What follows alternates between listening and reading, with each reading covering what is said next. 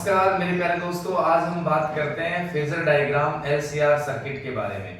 देखिए, LCR circuit का phasor diagram के बारे में हम आपसे बात करते हैं। तो एलसीआर सर्किट के अंदर मेरे प्यारे दोस्तों एल जुड़ा होता है, सी जुड़ा होता है, आर जुड़ा होता है। हमें पता होना चाहिए कि एल और जो आपका सर्किट है उसकी जो वोल्टेज VL होती है और करंट जो I होती है उनके बीच में एंगल 90 डिग्री का होता है दोस्तों, यानी वोल्टेज लीड करती है करंट से। इसी तरीके से C वाले की बात करते हैं तो करंट से वोल्टेज जो आपकी है वो पीछे रह जाती है π/2 एंगल से।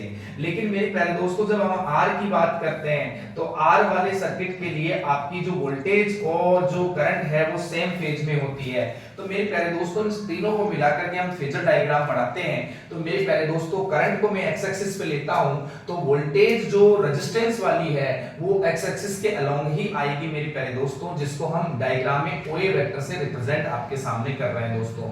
इसी प्रकार मेरे सामने IM से इस L वाले की वोल्टेज जो आपके सामने है वो 90 एंगल लीड कर रही है। तो ये आपने VL जो है IM से 90 एंगल लीड पर हमें OB वेक्टर से हमने इसको रिप्रेजेंट कर दिया।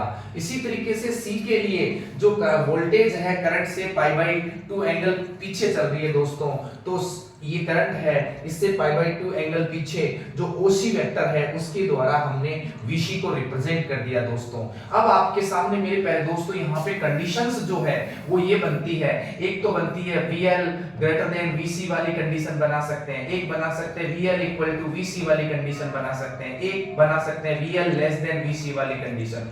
मेरे प्यारे दोस्तों, सबसे पहले इस पर बात करते हैं, यानी VL ग्रेटर देन VC है तो आपको पता है VL और VC के बीच में कालांतर जो है वो 180 डिग्री का है। इसलिए मेरे प्यारे दोस्तों, यदि VL ग्रेटर देन VC है तो इनका जो परिणामी रिजल्टेड वोल्टेज जो आएगा वो आपका होगा VL माइनस VC, और उसकी जो डायरेक्शन डायग्राम में है उसको मैंने OD वेक्टर से व्यक्त करा।